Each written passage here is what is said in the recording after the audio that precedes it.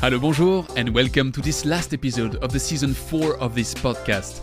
I'm your host, Antoine Walter, and in today's episode, I'm going to cover the 17 key learnings that you should probably take home from this season. Let's jump straight into it with the first element, which was actually shared twice on that microphone by Aaron Tartakovsky and Ramzi Bouzerda.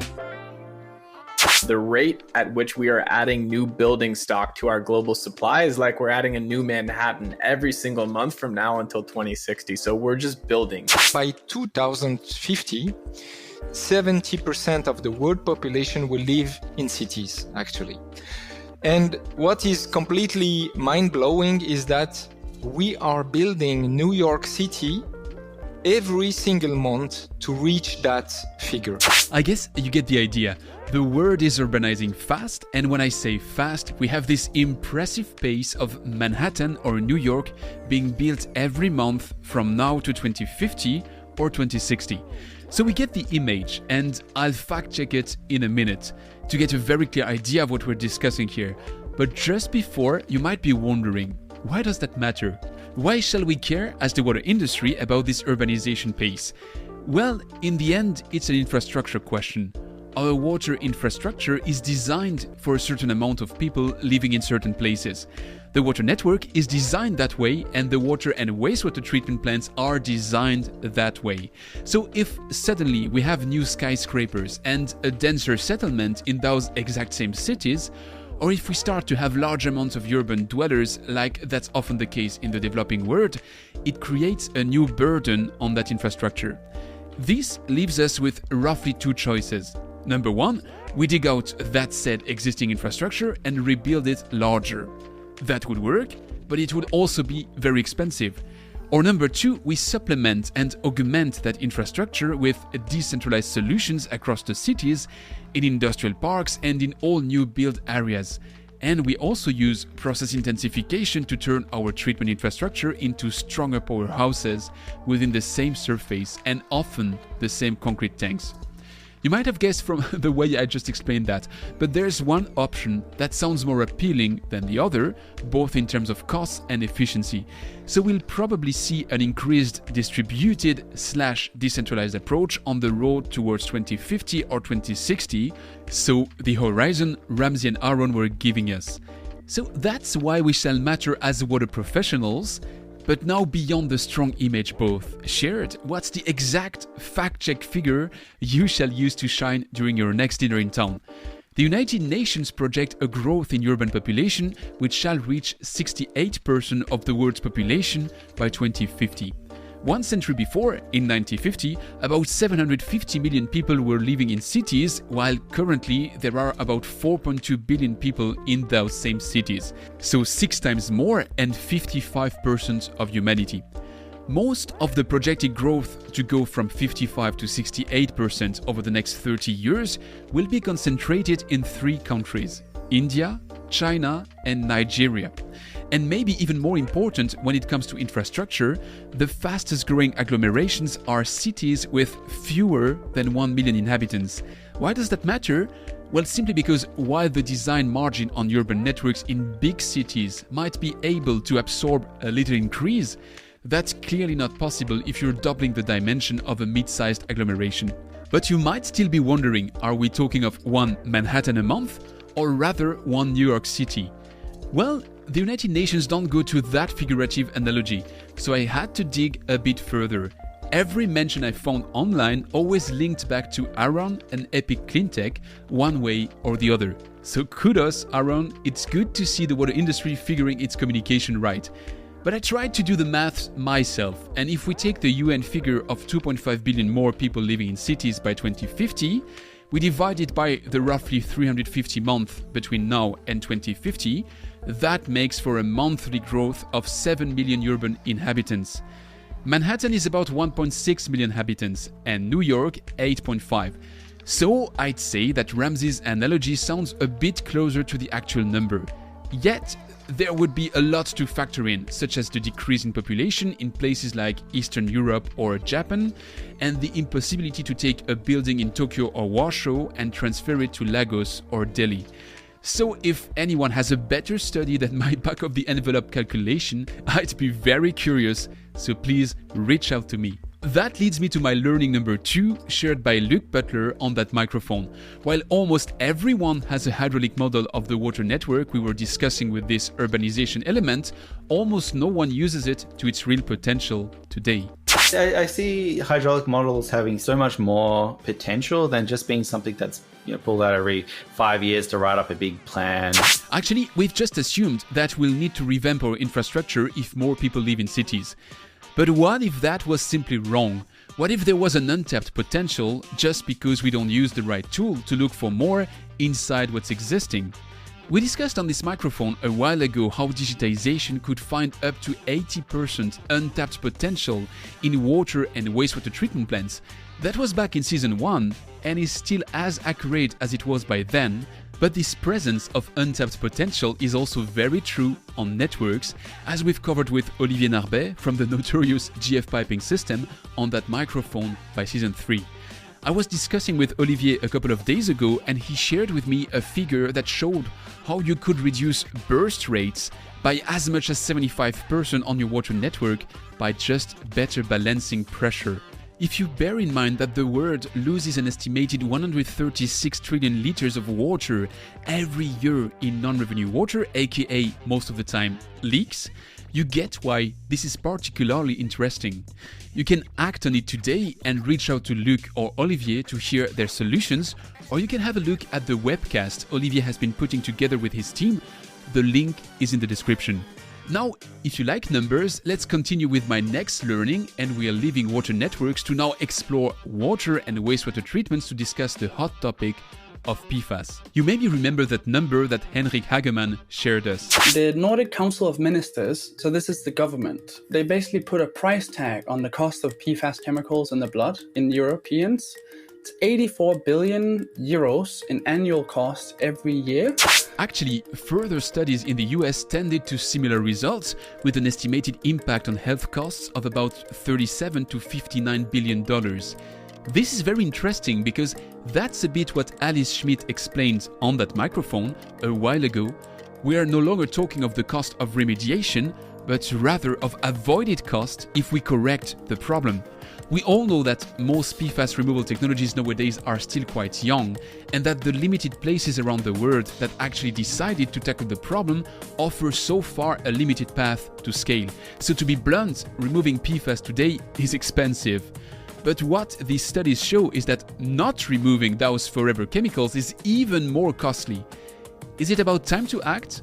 Well, even more if you consider that the studies I just cited all add 2 points to that reflection. First, the benefits of PFAS use are quite concentrated in a few hands, but the societal cost of their impact is nicely diluted and externalized among individuals, communities, and governments, which is quite unfair, to use an understatement. The second point is that all of this is the estimated cost today. But we are talking of long-term consequences, and we're probably still underestimating this long-term effect. So, with regulations starting to pop up left and right, like the recent move in California, I'd say that's for sure a topic to closely monitor as water professionals in the months and years to come. And honestly, you can count on me for exactly that. Let me do that in an ad fashion. If you're just listening by coincidence to that episode, consider subscribing so you won't miss the next ones. Remember, it's free. For my fourth learning, I'll take the most outside-of-the-box discussion I had on that microphone in this season 4, and it's all about 4 with the fourth phase of water Gerard Pollack introduced to us. How can I synthesize all of this in a few words? Well, there's a list of behaviors of water which are hardly explained with what we all commonly know of H2O. Why is ice slippery? Why do waves persist over long distances? How do diaper hold 50 times their weight in water? Why does warm water freeze faster than cold water? Why can you build a tiny water bridge between two glasses? Why do droplets of water exist in water? And actually, all of that may have a simple explanation which, according to Occam's razor's principle, tends to indicate that's the right one. And that explanation is that there is a fourth phase of water, somehow between liquid and solid, a semi-crystalline one, which could be named H3O2. That fourth phase would form at the interfaces of liquid water in what Gerald calls exclusion zones. Exclusion zone actually describes a zone that contains this fourth phase of water, and it does exclude almost everything from it because it's a dense, tightly packed kind of entity, and almost nothing can get into it. I won't redo you the deep dive of how Gerald and his team came to the observation and explanation of that fourth phase. I'll just give you two hot prospects for us, water professionals, to maybe leverage his easy water's properties. The first one is everything around a water battery and the potential low-tech application it could represent with only water, sunlight and simple apparatus around it. But probably even more sexy, if you allow me that term, the property of exclusion zones to actually exclude everything that's not water from them could be leveraged for desalination purposes. Gerald's team works on it within Fourth Phase Incorporated and triggered several additional startups around the world that actually look at it. And at least from an intellectual exercise point of view, exploring that rabbit hole was pretty fascinating, and I'm still on the edge of it as next steps would involve exploring the likes of Schoberger, Deryagin or Steiner. I'm not saying everything those people have written is right, and there's a good proportion that's a bit esoteric, but I think it's always good to stay open-minded in such a field as water. That was learning number 4 and involved the fourth phase of water. So guess what learning number 5 will be all about? Exactly the fifth phase of water. Okay, nobody calls it like that, so let's use the name you probably already heard, supercritical water. Water reaches its critical point at 374 degrees Celsius and 221 bar. And whenever it crosses that point, it starts to behave weirdly, as Kobi Nagar shared on that microphone. Yeah, it completely flips. So instead of water being a good solvent for salts, for inorganic, it becomes a very good solvent for organic molecule, but not for inorganic. Once you add oxygen into the mix, then really the magic happens. Then you create this strongest oxidizing environment that can rapidly break any carbon bond, including even the CF bonds that you have in PFAS. Supercritical water oxidation is indeed a very promising prospect to remove hard-to-treat pollutants from water. But if you ask me, there's something much more interesting about the technology. It allows to tap into the chemical energy trapped in wastewater.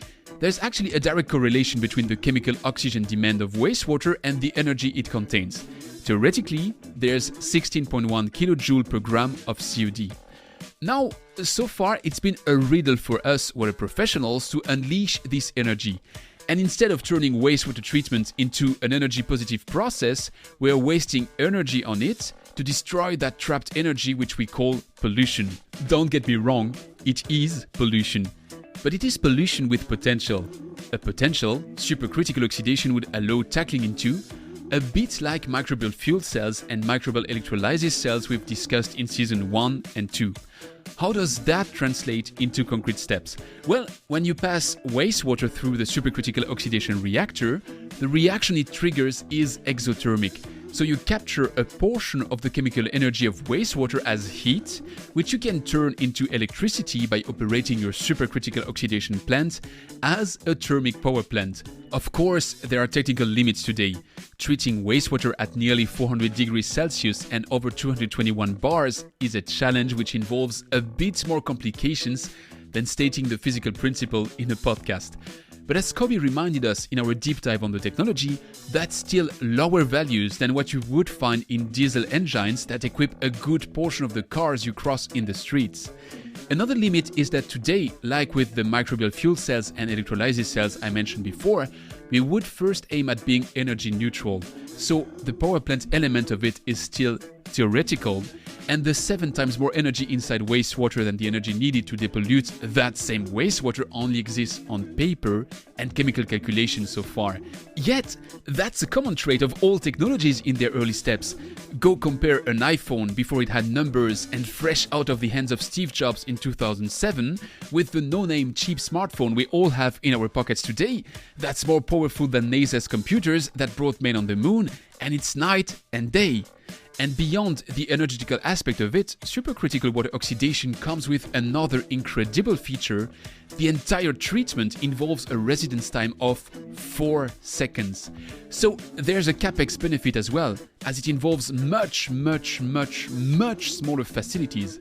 In a nutshell, yes, supercritical water oxidation, or SCO, is still in baby pants, but there's a reason why 374 Water has a $500 million market capitalization with only a few references.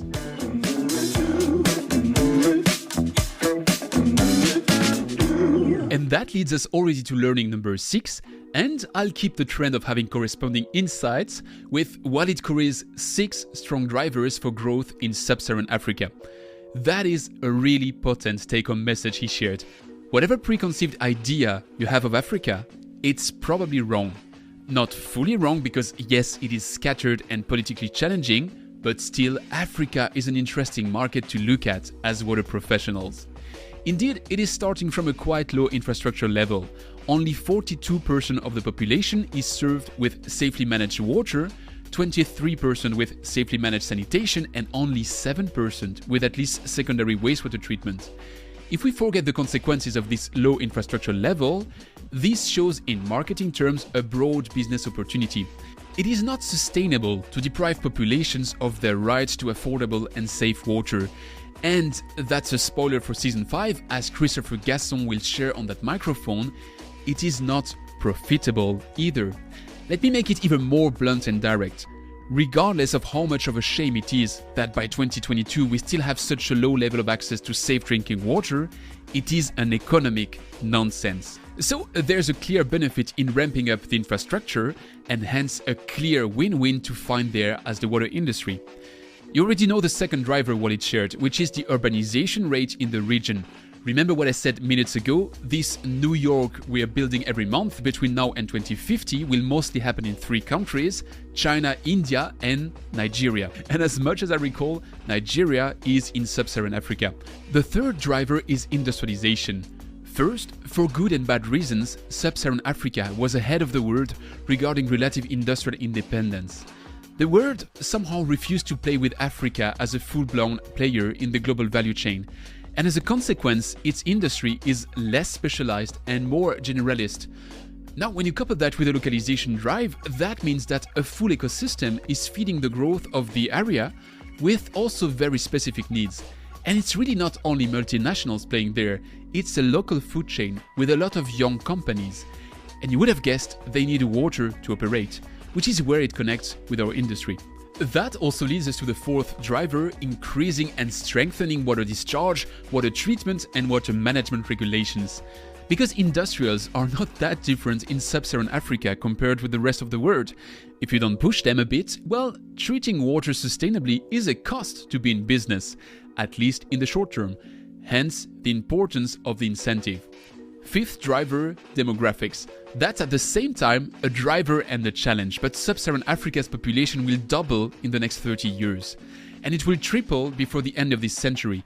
And unless we find a way for people to live without water, directly and indirectly, that's an obvious driver. Last driver, money. Sub-Saharan Africa is rising in terms of GDP by about 4% a year, which, as Walid shared, means higher prosperity and disposable income. Again, probably against our Western preconceptions. So what shall we do with these 6 drivers? Well, for Walid, it's straightforward. Multinationals are reluctant to enter that market for the reasons which are on the other side of that same coin, meaning the political instability and the scattered nature of the market, but that should not prevent more agile players like startup and SMEs from striving in that region. Let's switch to learning number 7, and I promise you I'll go a bit faster on the next ones. Remember, if you want the long form of it, there are 19 other episodes in this season 4, which are full of gems. Just jump into it. So, number 7, water doesn't always belong to the ones you'd expect, as Scott Hamilton revealed. The biggest owner of water in Victoria is a Canadian pension fund that has a $1 company as the front, which is, I find, quite fascinating. Indeed, Canada's Public Sector Pension Investment Board, PSP Investments, which is the pension fund for the country's armed forces, public servants, police and firefighters, now owns roughly 2% of all the Murray-Darling Basin's available water rights. To put that into perspective, we are talking here of over 200 billion liters of water on a market that's quite special. It is an awesome playground for water trading and arbitrage with ever-increasing valuations. But don't worry, you can leverage that trend even if you don't sit in Australia. And don't take me wrong, I'm not implying you should. Why can you? Well, first, because everybody can play on the Australian market, as you've seen with that Canadian pension fund. Then also because Australia is not alone on that path. Ever heard of that tiny little University of Harvard? Well, like most of the university, it features an endowment fund.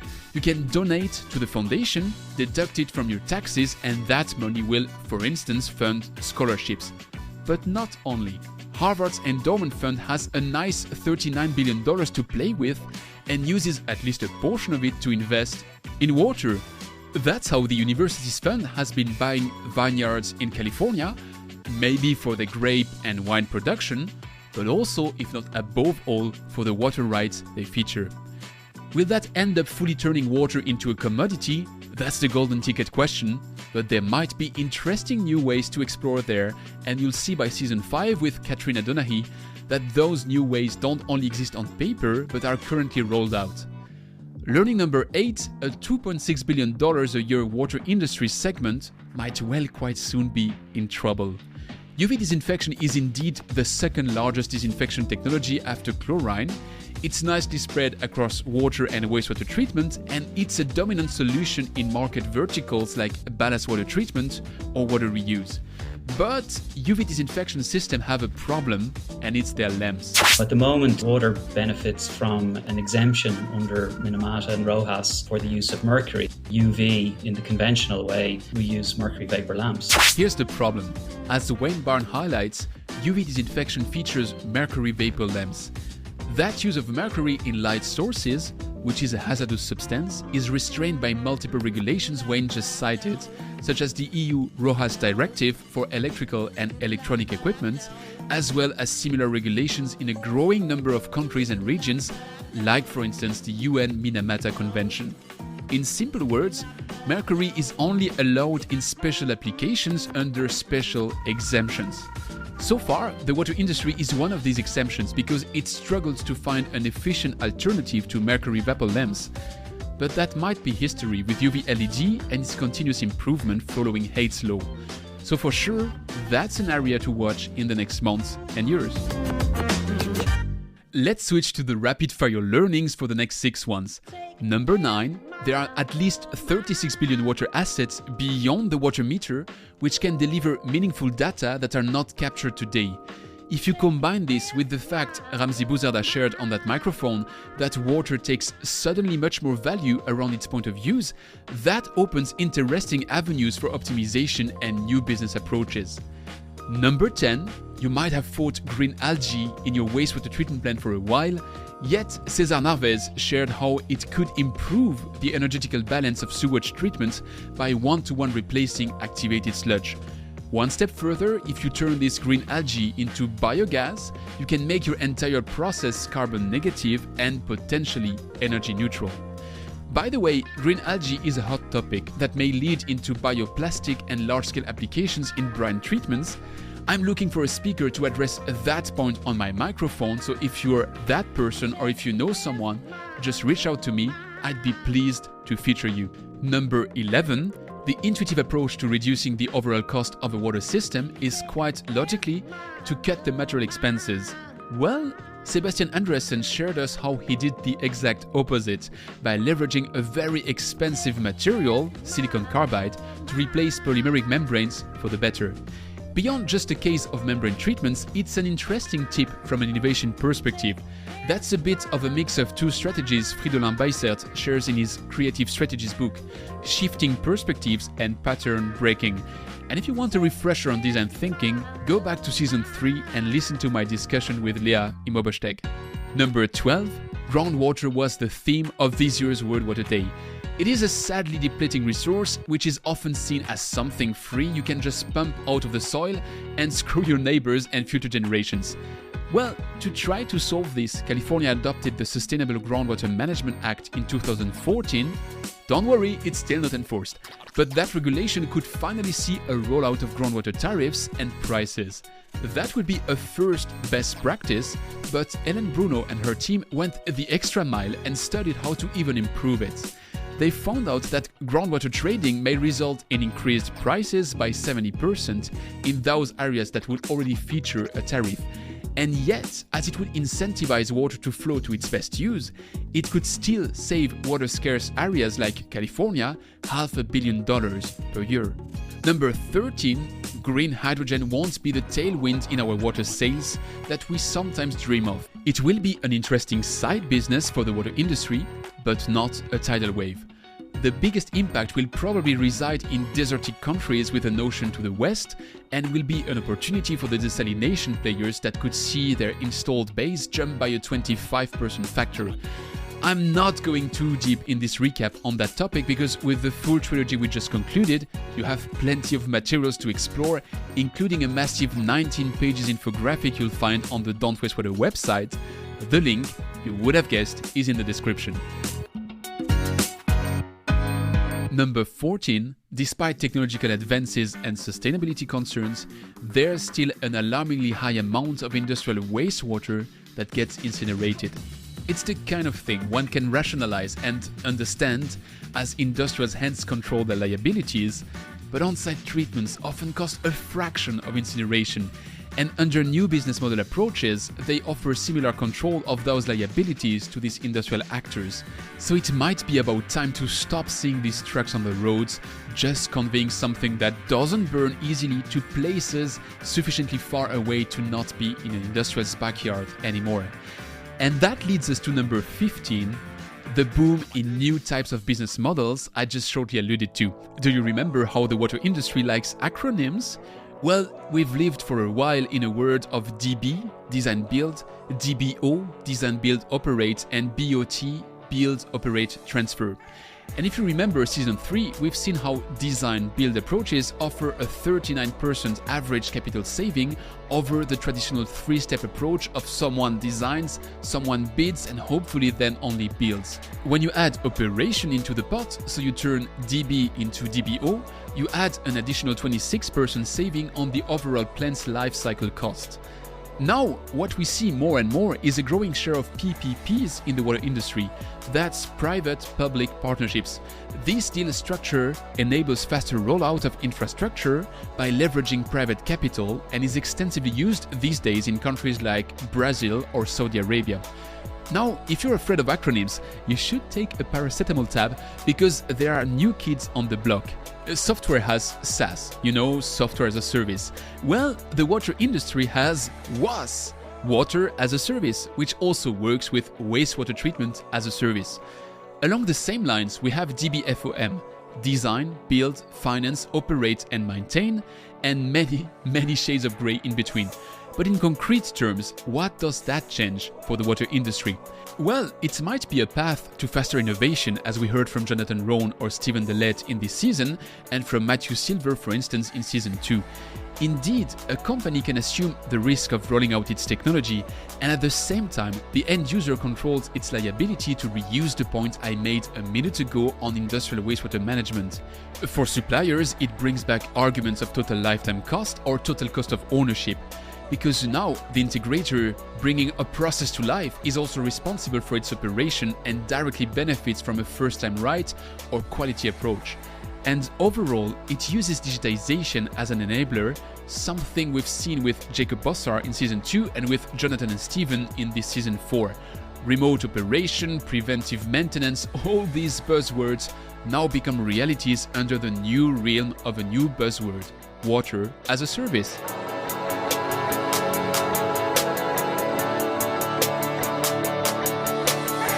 Okay, we have 2 learnings left, and for this number 16, we'll stay on this WAS or SaaS trend to underline how, against all the odds, there is a tremendous win-win business opportunity for specialized vertical SaaS in industries like the water sector.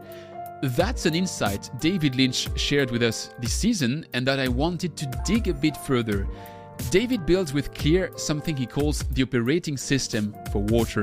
When we think about operating systems, it's not like the Linux or the Windows services we were before. This is about, I'm coming into work and I want to see something like Monday.com or Asana or Rippling, where it just pulls all these disparate processes and systems and tasks that need to be done into one place, which is very, very tightly aligned to the objective and the mission of my business. Honestly, Clear is very successful with that approach. But why? Why does the water industry prefer Clear to Asana, Rippling, or Monday.com? Is it an exception? Well, first, no. Vertical SaaS companies, so software as a service companies that address one specific industry, are quite successful these days. Think of Doctolib for healthcare, Toast for restaurants, or Procore for construction. All of those became multi-billion companies. And that's the path Clear and the other digital water companies I had the pleasure to host on that microphone are following to gain a share of the expected $20 billion digital water market by 2030. So, if this is not an exception, it leaves us with 3 questions. Question number 1, why are vertical water industry SaaS superior to horizontal ones that could go across many sectors and leverage scale effects? Well, first, for a simple reason. They have the potential to deliver a better product with features really catered to the water industry. It also offers them a higher market penetration potential, what David just underlined with his aim at becoming the water operating system. And the higher penetration opens doors for further expansion of the business model as a SaaS-enabled marketplace. That's important because the limit of the vertical approach is the market size. The path to scale for Asana when they roll out a feature is much easier than for Clear, Can-Do, or Catium. But if now our water specialists can enlarge the deal size, it compensates for that disadvantage. Water SaaS companies also have the edge over generalists in terms of sales. Your acquisition team can develop catered content and approaches in a water world that's arguably a unique beast. So, on the product and go-to-market side of things, it sounds like our vertical water SaaS stands a chance against the horizontal behemoths. But question number 2, why now? Why would they be successful today and start making a dent in the water industry when they kind of struggled in the past years to do so? There as well, the answer is straightforward. COVID just leapfrogged our path towards digital transformation, and the why now question rather transforms in why didn't we do it before? The other aspect is that money also starts to flow into those companies. Clear, for instance, just raised $16 million. In the past, investors were a bit reluctant because of the limited total addressable market, but that's history now that the operating system argument beats that concern. So that leads us to the golden third question. What does it take to be successful in building a water industry vertical SaaS? Okay, let's be humble here. I'm no one to have the golden recipe, but I'll still try to nail it down to what I've observed working among my previous guests. First, you still need to think of your total addressable market. So your long-term game must be to offer more than just a piece of software. You must embed yourself on the critical path of your users and build upon that once you're installed. Therefore, think of your positioning as well. To start with, you must build upon a brick that's just too good to be ignored. For Catium, that's the modeling of a water network in a couple of clicks. For Transcend, it's the design of a full plant in a matter of seconds. And for Clear, it's breaking down any stupidly annoying process in simple, actionable tasks. As cool as those are, they're not sufficient to build a long-term successful company. That's why all of these companies have roadmaps, but these features are solid foundation stones to build upon. The next asset you need is a strong why now. For Catium again, that could be like urbanization is galloping and your investment sheet goes through the roof. Right now, you have an opportunity to better the picture thanks to digitization, but you have to act now. And then honestly, there's the part where I'm not sure. Some of the panel companies I looked at are built by people that come from another industry. So is that a criterion to challenge everything? Because at the same time, we also have examples of water professionals scratching their own itches and hence building an appealing water SaaS. So I'd say the critical trait here is rather open-mindedness and willingness to challenge the status quo. I told you I'm no one to have the best recipe, so let's say we'll have to keep on improving the algorithm in the next seasons.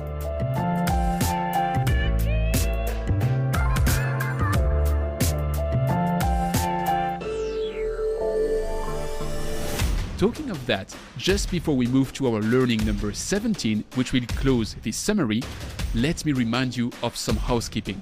If you like what you hear, please share that episode around you, grab the phone of your friends and subscribe them to the podcast. Why should you? Well, because the growth of this show enables me to keep attracting incredible guests. That's how we'll kick off Season 5 next week with Reinhard Hübner, the CEO of the Water Company of the Year, aka Ski on Water, and that's also how we'll continue the week after with the water industry's godfather, namely Christopher Gasson, the owner of Global Water Intelligence. There will be many more incredible guests in that Season 5 and hopefully the next ones as well, and that's how I can extract for you valuable insights and learnings from all these fantastic speakers. So you see, that's a team effort, and please again, share this episode around you. That being said, let's swiftly conclude with learning number 17. 2023 will be a crucial year for water with the UN Water Decade Conference. Why so? And why does something happening in 2023 matter right now? Well, Mina Guli makes it crystal clear. That unique moment is an opportunity in 2023 when the United Nations hosts their big conference on water, the first in almost 50 years. And we have an opportunity at that time to say, enough talk, now act. And the only way that that will happen is if we spend the next 18 months moving together in a unified way to deliver on these three solutions and to say, by the time we hit the steps of that United Nations, where that conference is going to meet with world leaders and corporate leaders from across the world, by the time we get there, there must be no option but to take meaningful, serious, bold action forward on water.